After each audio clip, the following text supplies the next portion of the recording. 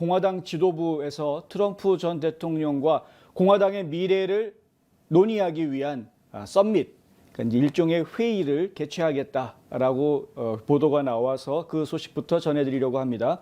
공화당 연구위원회, 그러니까 리퍼블릭 스터디 커미티라는 곳이 있습니다. 이곳에서 위원장을 맡고 있는 짐 뱅크스 하원의원이요. 당의 미래를 구상하는 공화당원들이 다음 주 도널드 트럼프 전 대통령과 만날 예정이다라고 밝혔습니다. 이 사진에 보시는 이분이 짐 뱅크스 의원인데요. 이 위원회는 스터디 커미티, 그러니까 연구위원회라고 하는 이 위원회는 의회에서 친숙한 보수파 인사들을 많이 포함하고 있는 좀 관록이 있는 코커스입니다. 공화당 전략을 수립하는 데 큰 역할을 지금까지 해온 것으로 그렇게 알려져 있습니다. 뉴욕 포스트에 따르면 이 위원회는 오는 10일, 그러니까 다음 주 목요일이죠. 뉴저지에서 트럼프 대통령과 만나서 보수 의제들을, 아젠다들을 논의할 예정이라고 합니다. 위원회의 몇몇 위원들은 지난 1월 트럼프 전 대통령이 퇴임한 이후 처음으로 트럼프 대통령과 직접 대면하게 되는 의원들도 상당수가 있다. 이런 이야기도 지금 나와 있고요. 이 뱅크스 의원은 뉴욕 포스트와의 인터뷰에서 공화당 내 트럼프의 두드러진 위치에 대한 의심이 거의 없다. 지금 공화당 내에서는 트럼프 대통령을 지지하는 사람들이 압도적으로 많은 그런 상황이기 때문에 거기에 대해서 의심하는 사람은 아무도 없다라는 것이고요. 공화당 연구위원회에서는 공화당의 미래를 위해 합의된 보수적 아젠다를 개발하면서 매우 바쁘게 움직여왔고 그 아젠다가 바로 트럼프 아젠다다. 그러니까 지금 공화당 내에서 트럼프 대통령의 아젠다가 곧 공화당의 아젠다가 되어야 한다라고 이야기하는 것인데 그것이 그냥 한두 의원들 입에서 나오는 그런 이야기가 아니라 이렇게 정식으로 하원에 있는 코커스, 연구위원회에서 이런 발언이 나왔다라는 데 의미가 있습니다. 이것은 저희가 어떤 한두 사람의 의견으로 이야기할 수 있는 수준이 아니라 공화당 전체의 의견이다, 생각이다라고 보아도 크게 틀리지 않다라는 것이죠. 트럼프 대통령은 원래 플로리다 마라라고에서 거주하고 있었는데 여름 기간 동안에는 뉴저지 쪽으로 옮겨서 뉴저지에 있는 배드민스터에서 일단은 모든 업무를 다 보겠다라고 이제 발표를 해놓은 상황이고 실제로 지금 그렇게 옮겨져 가서 일을 하고 있는 그런 상태입니다.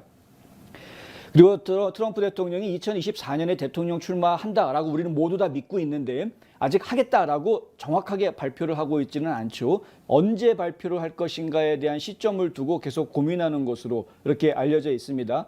그러니까 2024년에 분명히 나오긴 나옵니다. 근데 문제는 이제 언제 발표하느냐. 지금 가장 타당한 발표 시점은 공화당이 내년 중간 선거에서, 그러니까 2022년 11월 중간 선거에서 일단은 승리를 하고 난 다음에 그 승리하는데 트럼프 대통령이 큰 역할을, 주춧돌 역할을 해주는 모습을 보여주고 나서 바로 이제 2024년 대통령 선거에 난 나간다라고 이야기하는 것이 가장 바람직한 것이 아니겠느냐. 이것이 바로 많은 사람들이 지금 생각하고 있는 시나리오고 트럼프 대통령도 지금 그렇게 얘기할 것처럼 운을 좀 띄우고 있는 그런 상태입니다. 근데 중요한 것은 어쨌든 간에 많은 공화당원들이 지금 지지하고 따르고 있는 상황이고 이렇게 의회 내에서도 코커스들이 트럼프 대통령의 아젠다가 공화당 전체의 아젠다가 되어야 한다라고 이야기하고 있다는 사실은 상당히 중요한 것이다. 웨스트저널이라는 매체에서는 이렇게 분석합니다. 트럼프가 백악관에 다시 도전하든 그렇지 않든 뱅크스의 발언은 그가 공화당의 정책과 전략의 중요한 역할을 계속할 것임을 분명히 하는 것이다. 트럼프 대통령의 생각, 아이디어 이런 것들이 다 옳았다라는 것이 최근 들어서 계속 드러나고 있지 않습니까?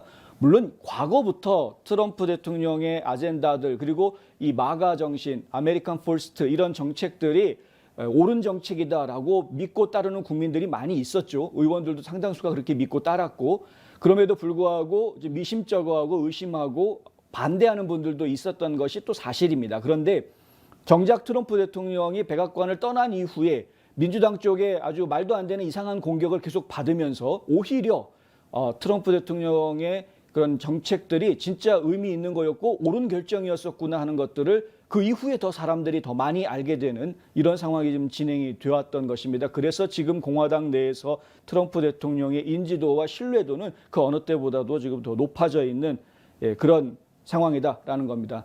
이 뱅크스는 뉴욕 포스트와 인터뷰에서 이런 말도 합니다. 연구위원회에서 우리가 초점을 맞춰온 것은 균형 예산과 재정 책임, 강력한 국방과 친생명, 프로라이프 얘기하는 것이죠. 친생명, 그리고 사회적 보수 이슈들 등 위원회가 항상 관여해온 전통적인 보수적 이슈 아젠다를 개발하는 것이다. 뱅크스는 무역, 이민, 국방, 언론의 자유에 대한 트럼프의 입장과 유권자들의 지속적인 인기를 얻고 있는 것이 그들을 핵심 동맹으로 만든다. 그러니까 물론 인기를 끌고 있는 것뿐만이 아니라 무역, 이민, 국방, 언론의 자유 이런 것들에 대해서 트럼프 대통령과 뜻을 같이 하고 있다. 이렇게 이야기하고 있는 것이죠. 이거는 뭐 제가 굳이 부연 설명 드리지 않아도 모든 분들이 다 이해하시리라고 생각합니다. 뱅크스가 한 가지 말을 더 하는데요. 하지만 실제로 우리 당을 이끌어온 트럼프 대통령은 중국의 위협에 더 집중해야 한다. 집중해야 하고 연구위원회는 그 일선에서 매우 적극적이었다. 그러니까 중국의 위협에 대해서 적극적으로 대응해야 된다. 거기에 지금 집중해야 된다라고 트럼프 대통령이 재임 기간 동안에 계속 이 얘기를 했었다라는 것이고요. 이 RSC 연구위원회에서도 그 중국의 위협에 대처하기 위한 여러 가지 방안들, 그것들에 대해 정책들에 대해서 연구했었다라는 겁니다.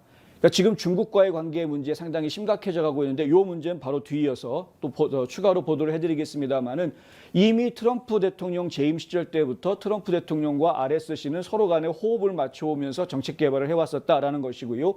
앞으로도 계속 이런 방법으로 서로 간에 의원들과 대통령 간의 대화를 통해서 다음 주에 어떤 만남 속에서 어떤 이야기들이 오고 갈지는 모르겠습니다만은 어쨌든 그런 대화를 통해서 앞으로 공화당이 가져가야 될 정책들을 계속 이 연구위원회가 앞장서서 만들어내겠다라는 이야기입니다.